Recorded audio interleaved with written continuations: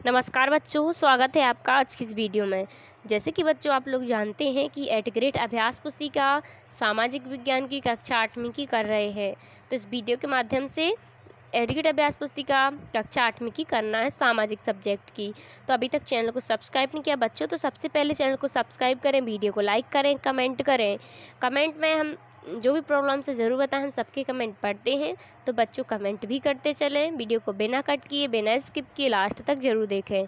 ज़्यादा से ज़्यादा वीडियो को दोस्तों के साथ शेयर करें और आपको सारे के सारे सब्जेक्ट अपनी शिक्षा की दीक्षा चैनल पर मिल जाएंगे बच्चों, ठीक है।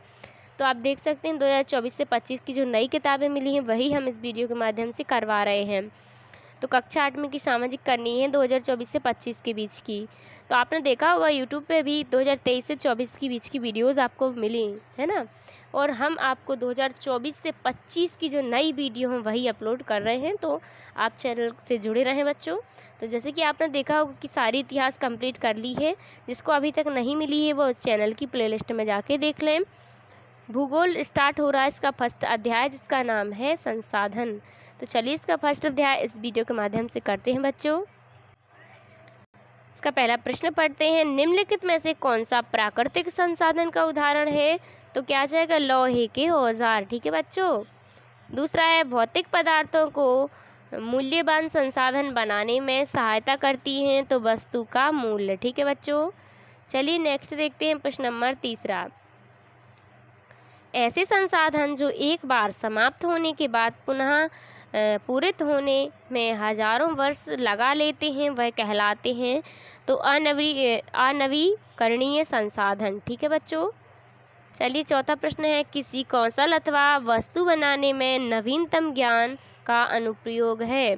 तो क्या जाएगा इसमें, प्रौद्योगिकी नहीं आ जाएगा, क्या आ जाएगा, प्रायोज्यता, ठीक है बच्चों। चौथा में प्रायोज्यता हो जाएगा। पदार्थों को संसाधन में परिवर्तन करने वाले कारक हैं, तो कौन है, तो ए एवं बी दोनों करेक्ट हो जाएगी, ए और बी, तो ए नंबर का अपना करेक्ट हो जाएगा, ठीक है। समय और प्रौद्योगिकी, ठीक है बच्चों। चलिए इसके बाद रिक्त स्थान देखते हैं। तो आप रिक्त स्थान देख सकते हैं किस प्रकार दिए हैं। तो पढ़ते हैं इसका पहला रिक्त स्थान, ठीक है बच्चों। तो पहला है, पदार्थों की उपयोगिता अथवा प्रायोज्यता उसे एक संसाधन बनाती है। दूसरा, परिवहन की विधियों का विकास पहिए के आविष्कार से संभव हुआ। प्रौद्योगिकी एक मानव निर्मित संसाधन है। तेजी से बहते जल से ऊर्जा उत्पन्न करना जल विद्युत प्रौद्योगिकी है। और प्राकृतिक के निःशुल्क उपहार प्राकृतिक संसाधन कहलाते हैं, ठीक है। चलिए बच्चों सातवां प्रश्न देखते हैं। इसके बाद, संसाधन की परिभाषा लिखिए। तो मानवीय आवश्यकताओं को पूरा करने वाले सभी जीव जंतु वस्तुएं एवं पदार्थ संसाधन कहलाते हैं।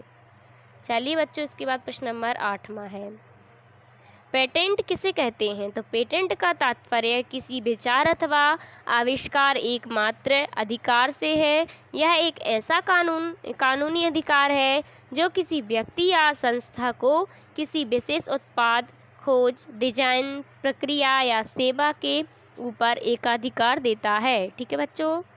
इसके बाद प्रश्न नंबर 9 है, मानव निर्मित कोई 5 संसाधनों के नाम लिखिए।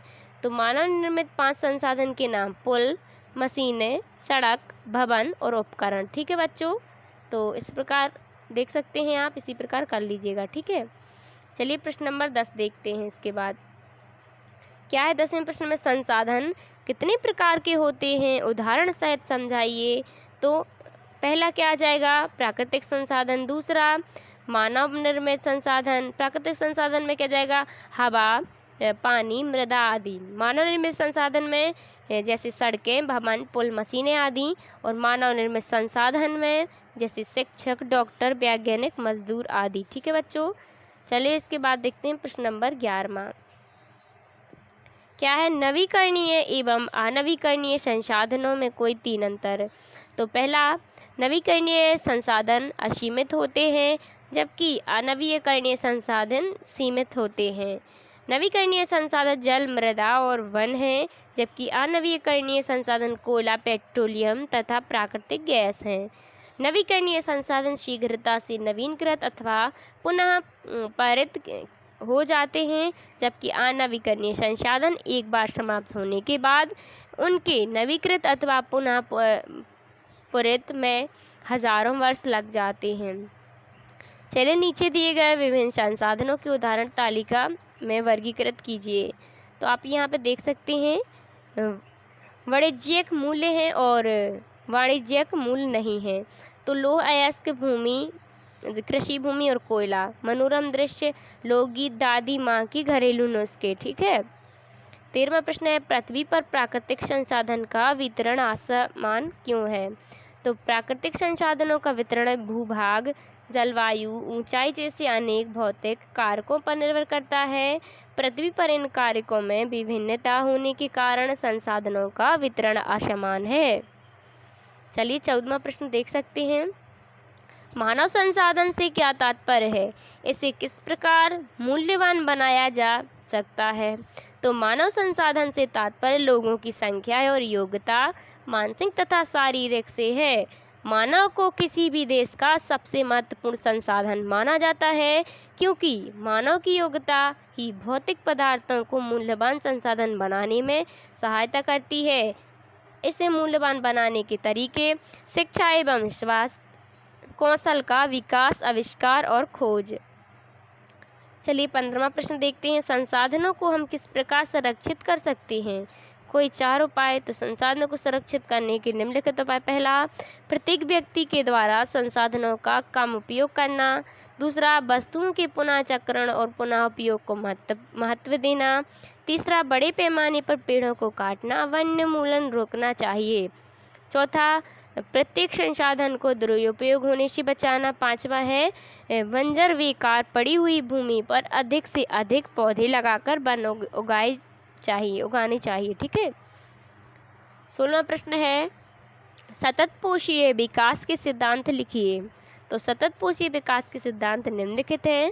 पहला है, जीवन के सभी रूपों का आदर और देखभाल। दूसरा है, मानव जीवन की गुणवत्ता को बढ़ाना। तीसरा है, पृथ्वी की जीवन शक्ति और विविधता का संरक्षण करना। चौथा है, समुदायों को अपने पर्यावरण की देखभाल करना। 5वां है, प्राकृतिक संसाधनों और हास्य को कम से कम करना। ठीक है। चलिए बच्चों, इसके बाद अध्याय दूसरा आ जाएगा अपना, जिसका नाम है भूमि, मृदा, जल, प्रकृति, वनस्पति और वन्य जीव संसाधन। तो इस वीडियो के माध्यम से अध्याय 1 हो चुका है, जो कि भूगोल का था। तो वीडियो को लाइक करें, चैनल को सब्सक्राइब करें, ज़्यादा से ज़्यादा वीडियो को अपने दोस्तों के साथ शेयर करें। मिलते हैं नेक्स्ट वीडियो में, जो अध्याय अपना 2 रहेगा। तब तक के लिए थैंक यू, धन्यवाद बच्चों।